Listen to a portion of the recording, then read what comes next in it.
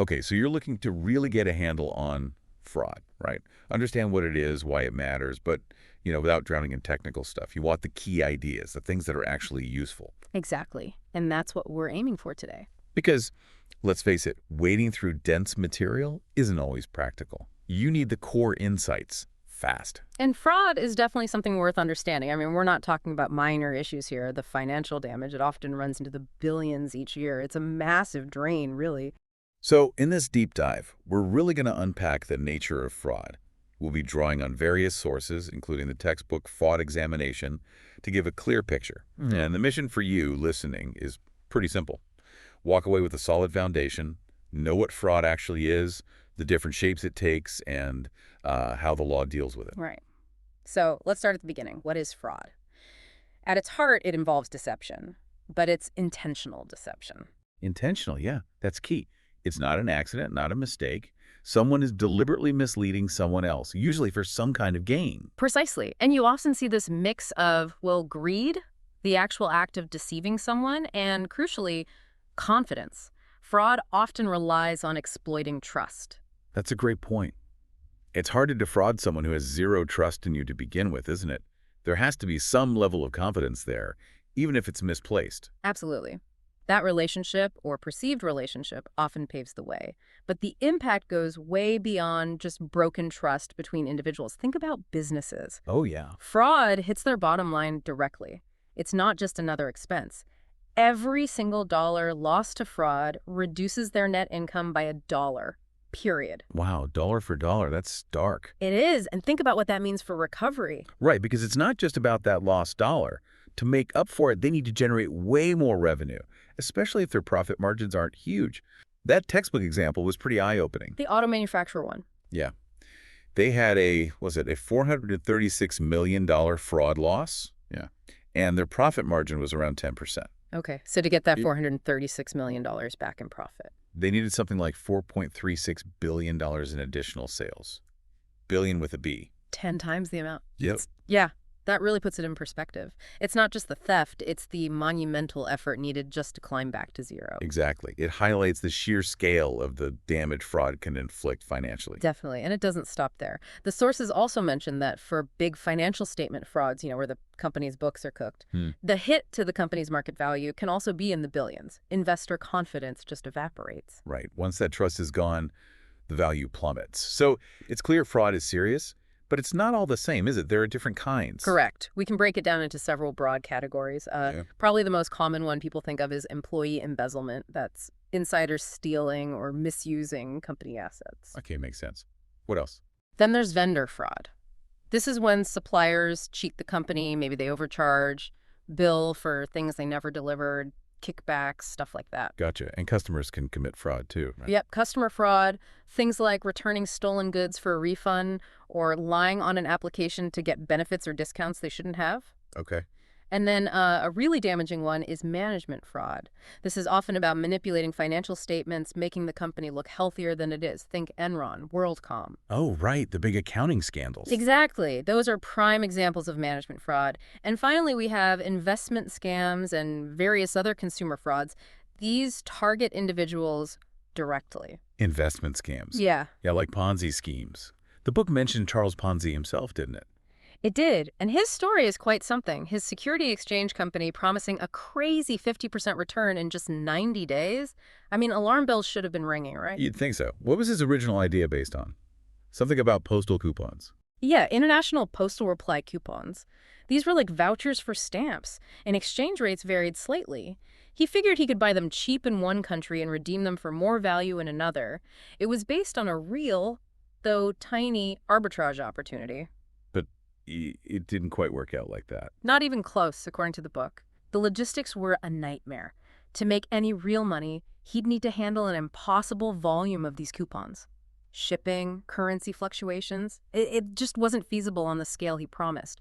The core idea was fundamentally impractical for those kinds of returns. So the mechanism itself was flawed from the start at that scale. Pretty much. But here's the kicker. He paid off some early investors, probably using money from newer ones, making it look like it was working. Ah, the classic Ponzi move. Exactly.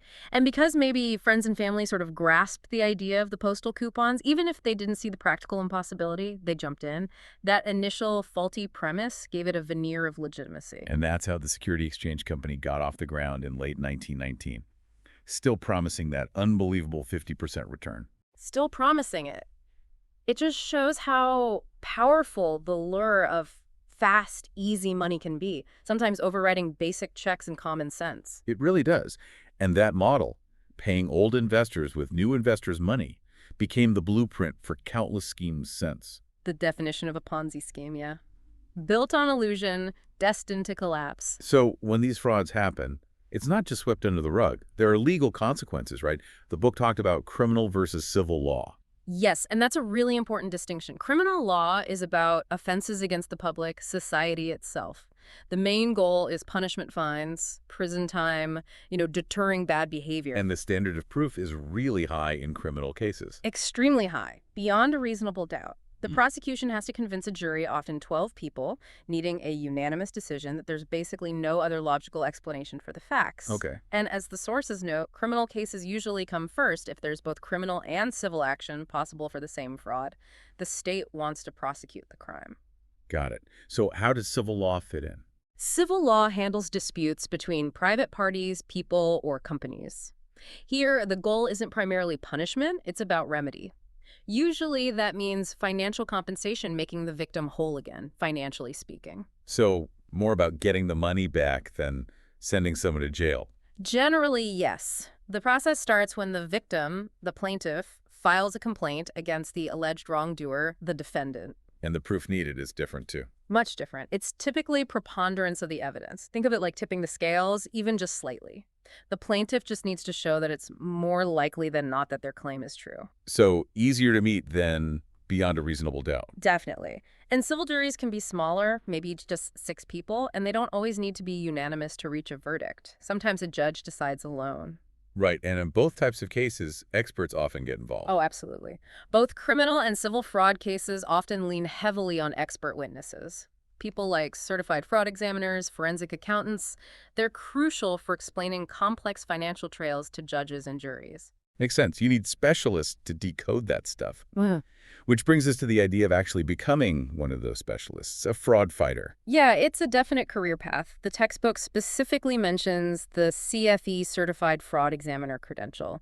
It's a well-respected global certification for people specializing in this field. And what's involved in getting that CFE designation? Is it just passing an exam? Well, there are exams, yes, but also requirements around relevant education and professional experience, things like accounting, law enforcement investigations.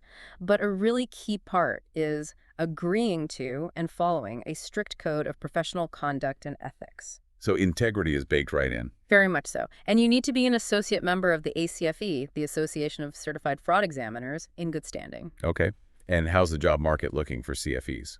Pretty strong, actually. The sources we looked at, like U.S. News and World Report and the AICPA, have flagged fraud examination as a growing field and financially rewarding, too. That's good to hear. Why the growth, do you think? Well, business keeps getting more complex, transactions cross borders, technology evolves. Unfortunately, that creates new opportunities for fraud. So the demand for people who can prevent, detect, and investigate it just keeps going up. Makes sense.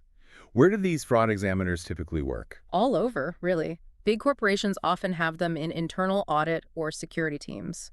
Public accounting firms have dedicated forensic accounting practices. Government agencies, FBI, SEC, state investigators hire lots of them. And some work as independent consultants.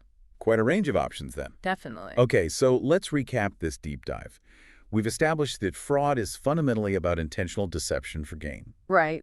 We saw the potentially massive financial blowback, not just the direct loss, but the huge effort needed to recover, like that car maker example needing billions in sales. The ripple effect. We touched on the main categories: employees, vendors, customers, management, cooking the books, and those investment scams, like Ponzi's original flawed scheme. Covered the main types, yeah. And we clarified the legal paths: criminal law seeking punishment with a high proof standard, and civil law seeking financial remedy with a lower standard.